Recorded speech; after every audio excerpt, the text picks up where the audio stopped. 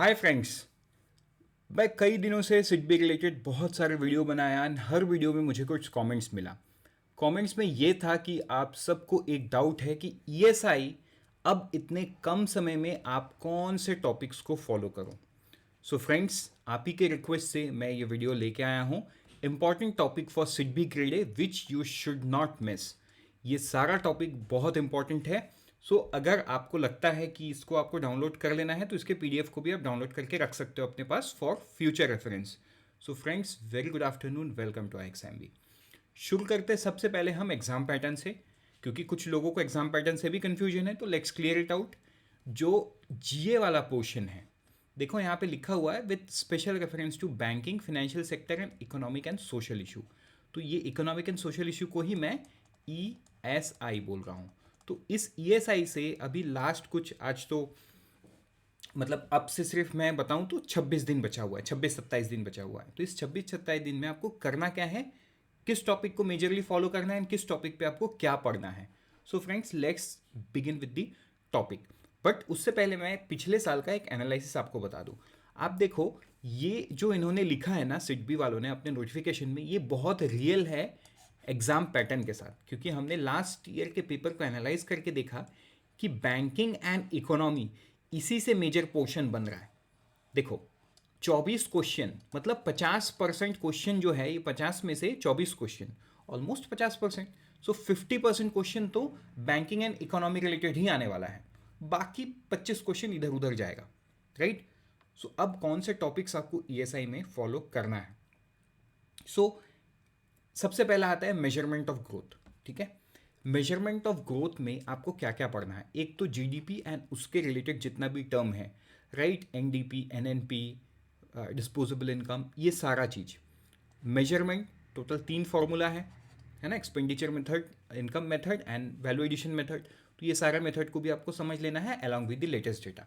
Latest data से मतलब मेरा क्या है, फॉर एग्जाम्पल Q1 में जीडीपी कितना ग्रो किया, 13.5। तो Q2 में कितना किया, यहाँ मैं लिखूंगा नहीं, आपके लिए मैं कमेंट सेक्शन के लिए छोड़ दे रहा हूँ। आप मुझे बताओ, याद करके बताओ कि यहाँ पे कितना परसेंटेज आएगा, Q2 में जीडीपी कितना परसेंट से ग्रो किया है। तो ऐसे ही कुछ कुछ चीज़ से आपका मेजरमेंट ऑफ ग्रोथ आप खत्म कर सकते हो। इसके बाद let's move to the different topic. दूसरा आता है इन्फ्लेशन। तो देखो, आप जब इन्फ्लेशन, उसके टाइप और लेटेस्ट डेटा को पढ़ोगे ना, तो आपको ये भी ध्यान देना है कि इन्फ्लेशन कंट्रोल जो है, मॉनेटरी पॉलिसी, उसको भी थोड़ा सा आपको, इन्फ्लेशन जब आप पढ़ रहे हो ना, इस टॉपिक को भी थोड़ा आपको टच करना पड़ेगा, because inflation was an major issue in 2023, so 2022। अगर आप इंडिया लेवल पे भी देखो, ग्लोबल लेवल पे देखो, तो इन्फ्लेशन एक बहुत ही मेजर कंसर्न था almost every economy in the world. लेकिन हमको इंडियन कॉन्टेक्स्ट में अगर हम सोचें, तो आरबीआई ने पूरे साल भर क्या किया, कई बार आरबीआई ने रेपो रेट बढ़ाया, तो आज के दिन में रेपो रेट क्या है, ये सारा डिटेल आप इन्फ्लेशन में ही पढ़ लेना।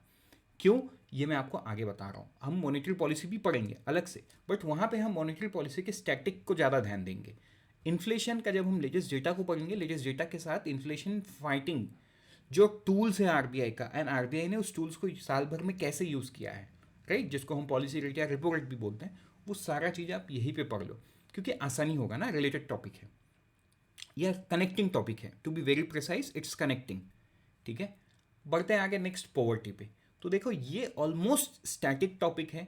यहाँ पे आप 5 ईयर प्लान के बारे में पढ़ सकते हो, राइट। यहाँ पे आप डिफरेंट कमिटीज़ के बारे में, फॉर एग्जांपल वाई के अलग committee, Sachin Tendulkar committee, right. मतलब ये तो दादा भाई नरोजी के टाइम से शुरू हुआ है पॉवर्टी मेजरमेंट। उसके बाद कई सारे लेवल्स में ये बहुत सारे चेंजेस हुए हैं, राइट। तो क्या चेंजेस था, कैसे था, वो आप उतना कर लोगे ना, काफ़ी होगा। इसके बाद स्कीम्स। ठीक है, जो स्कीम्स, देखो अगेन स्कीम्स, अच्छा मैं काम करता हूँ, स्कीम्स के बारे में मैं आपको अभी नहीं बताता हूँ, कलेक्टिवली मैं लेक्चर के लास्ट में आपको बताऊंगा स्कीम्स में आपको करना क्या है। Then globalisation. ठीक है, ग्लोबलाइजेशन मतलब बैकग्राउंड, 1980s में इंडिया में क्या हुआ था, बहुत ज़्यादा फिस्कल डेफिसिट था, इतना डेफिसिट था कि India was not able to cope up with the current account deficit. तो बहुत सारे प्रॉब्लम थे, एंड फॉलोइंग दैट 1991 में डेप्ट टू जीडीपी रेशियो बहुत ज़्यादा डेट हो गया, 50% से ज़्यादा हो गया डेट। तो how Manmohan Singh and the prime minister, then prime minister PV Narasimha Rao, कैसे उन्होंने एलपीजी स्कीम को लाया और देश में क्या बदलाव आया, राइट। तो ये चीज़ इन स्टैटिक पोर्शन आपको पढ़ना है। अलॉन्ग विद इट ग्लोबलाइजेशन एक ऐसा चीज़ है ना, ये ऑनगोइंग प्रोसेस है। ऐसा नहीं कि 1991 में कर दिया ग्लोबलाइजेशन तो हो गया, ख़त्म हो गया टॉपिक, नहीं। ग्लोबलाइजेशन तो आज भी जारी है। मतलब आप अगर ये रिसेंट एफटीए की बात करो, फॉर एग्जांपल अभी आपको याद होगा 29 दिसंबर को इंडिया ऑस्ट्रेलिया का जो ईसीटीए है, इकोनॉमिक ट्रेड एग्रीमेंट, वो इन फोर्स में आ गया है, राइट। तो ये जो रिसेंट एफटीए है, this is also part of globalisation, right. What is happening in India in relation to the global context, right, and the relationship with other countries। तो ये सारा चीज़ ग्लोबलाइजेशन में आप पढ़ सकते हो, मतलब इकोनॉमिक, ठीक है। अब यहाँ पे अगर मैं मतलब ग्लोबलाइजेशन में उन टॉपिक्स को नहीं पढ़ना है जो लेट्स से ये जो इंडिया एंड चाइना के इश्यूज हैं बॉर्डर पे, वो सारा चीज़ ग्लोबलाइजेशन का पार्ट नहीं है। जो इकोनॉमिक रिलेटेड है वो सारा ग्लोबलाइजेशन का पार्ट है। Understanding my point. तो इसमें जो रिसेंट एफटीएस हुआ है, तो ये सारा चीज़ आप पढ़ लो, ठीक है, ग्लोबलाइजेशन में। Then financial institution and banking, तो ये बड़ा इंपॉर्टेंट चीज़ है। बैंकिंग, कितने डिफरेंट टाइप के बैंक है, मतलब शेड्यूल कमर्शियल बैंक, ठीक है, नॉन शेड्यूल कमर्शियल बैंक में क्या डिफरेंस है, एनबीएफसी कैसे अलग है, एनबीएफसी में भी अलग अलग होते हैं, कुछ डिपॉजिट टेकिंग एनबीएफसी होते हैं, कुछ non deposit taking, neo banking क्या है, डिजिटल बैंकिंग यूनिट क्या है। तो ये सारा चीज़ आपको बैंकिंग इस टॉपिक पे पढ़ लेना है। उसके different types, cooperative bank, payment bank and small finance banks में क्या फ़र्क है, ये सारा चीज़। रेगुलेटर्स एंड न्यूज़, उसके बाद all India financial institutions like LIC, ये सारा चीज़ AIFI में आ जाएगा। उसके बाद हो जाता है स्कीम्स लाइक PMJDY, प्रधानमंत्री जनधन योजना। अब ये स्कीम भी है, ये फाइनेंशियल इंक्लूजन के लिए लाया भी गया। तो ये ना मतलब ये मल्टी डायमेंशनल है, इसको मैं सिर्फ स्कीम नहीं बोलूँगा, राइट। सो ये सारा चीज़ भी आपको यही पढ़ लेना है। रेगुलेटर एंड न्यूज़ से मेरा मतलब क्या है, RBI जो चेंजेस लाते रहता है, फॉर एग्जांपल कुछ दिन पहले RBI ने दक्ष प्लेटफॉर्म लॉन्च किया है, तो वो रेगुलेटर एंड न्यूज़ में आ जाएगा। कुछ दिन पहले RBI ने होलसेल सेगमेंट में CBDC को लॉन्च किया, उसके बाद एक महीना बाद 1 दिसंबर से RBI ने रिटेल सेगमेंट पे CBDC को लॉन्च किया। तो ये सारा चीज़ आपको यहीं पे पढ़ लेना है। उससे कुछ दिन पहले, जैसे मैं RBI की बात छोड़ दूँ तो दूसरे रेगुलेटर में सेबी आते हैं। तो सेबी ने कुछ दिन पहले ब्रिकवर्क रेटिंग, जो कि क्रेडिट रेटिंग एजेंसी है, उनको बैन किया था। क्यों बैन किया था? बैन करने के बाद उन्होंने क्रेडिट रेटिंग एजेंसीज के रिलेटेड कुछ गाइडलाइंस लाई थी। तो ये सारा चीज़ आपको रेगुलेटर्स एंड न्यूज़ में पढ़ लेना है, ठीक है। आगे का टॉपिक इंटरनेशनल ऑर्गेनाइजेशन। तो देखो इसमें एक चीज़ बेसिक आप ये करो, वर्ल्ड बैंक का चेयरमैन कौन है, प्रेसिडेंट कौन है, और कहाँ कहाँ लोकेटेड है, हेडक्वार्टर कहाँ पे है, कितने मेंबर है, इंडिया कब से मेंबर है, ये सारा चीज़ आप हर चीज़ के लिए कर लो।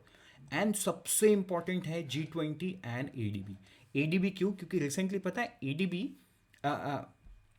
कुछ फाइनेंसिंग किया है इंडिया में, ठीक है, कर्नाटका में। मतलब कर्नाटका में 2 साल पहले उन्होंने 500 मिलियन का एक लोन सैंक्शन किया था, लेकिन उन्होंने एक साथ पैसा नहीं दिया, उसको 3 हिस्से में उन्होंने पैसा दिया। और हाल ही में 125 मिलियन उन्होंने दिया कुछ 2-4 दिन पहले, राइट। तो ADB न्यूज़ पे आ गया। तो ADB रिलेटेड सब चीज़, जैसे ADB का हेडक्वार्टर का है मनीला, फिलीपींस। तो ADB के चेयरमैन या चेयरपर्सन कौन है या प्रेसिडेंट कौन है, ये आप मुझे कमेंट सेक्शन में बताओ। वैसे ही G20, राइट। तो G20 रिलेटेड कुछ यूनिक, जैसे 1 दिसंबर से इंडिया प्रेसिडेंसी ये किया है, एज्यूम किया है। तो G20 में तिरोका कौन है, G20 का शेरपा कौन है, राइट। G20 में अब तक क्या क्या मीटिंग हो चुका है, कहाँ हो चुका है, उसके चेयर कौन है। तो मैं ना ऐसे कुछ कुछ चीज़ आपको ढूंढना है मतलब क्या, सब चीज़ Wikipedia में अवेलेबल है, आपको Wikipedia से ही पढ़ना है, right. So friends, I think ये आपको क्लियर हो गया। नेक्स्ट है फिजिकल एंड मॉनेटरी पॉलिसी। इसमें एक तो बेसिक डिफरेंस आपको समझना है कि मॉनेटरी पॉलिसी RBI करता है, फिजिकल पॉलिसी गवर्नमेंट करता है, बट दोनों ऑलमोस्ट सेम नेचर का होने के बावजूद भी बहुत बड़ा डिफरेंस है दोनों में, राइट। मतलब दोनों का ही एंड मोटो है इकोनॉमिक ग्रोथ, फाइनेंशियल स्टेबिलिटी, उसके बाद आपका इन्फ्लेशन कंट्रोल, एवरीथिंग। उसके बावजूद भी आप देखोगे फिजिकल एंड मॉनेटरी पॉलिसी में there is a heavy difference, एक बहुत मतलब एक अच्छा खासा डिफरेंस है। अब वो डिफरेंस क्या है, उनके बेसिक्स को आप समझोगे तो आपको समझ में आ जाएगा। एंड लेटेस्ट डेटा से मेरा मतलब क्या है, मॉनेटरी पॉलिसी में रेपो रेट कितना है, CRR कितना है, SLR कितना है, RBI के हिसाब से ग्रोथ रेट कितना है ना, बैंक रेट कितना है, MSF कितना है, ये सारा चीज़। फिजिकल पॉलिसी में करंट अकाउंट डेफिसिट कितना है, फिजिकल डेफिसिट कितना है, जीडीपी कितना परसेंट से ग्रो करेगा, तो ये सारा डेटा आपको यहाँ से पढ़ लेना है। इसके बाद हम आते हैं एक union budget and economic survey. तो देखो फ्रेंड्स, ये आपके मन में ऐसा सवाल हो सकता है कि यूनियन बजट इकोनॉमिक सर्वे तो पुराना हो गया है। देखो, बजट साल में एक बार आता है, राइट।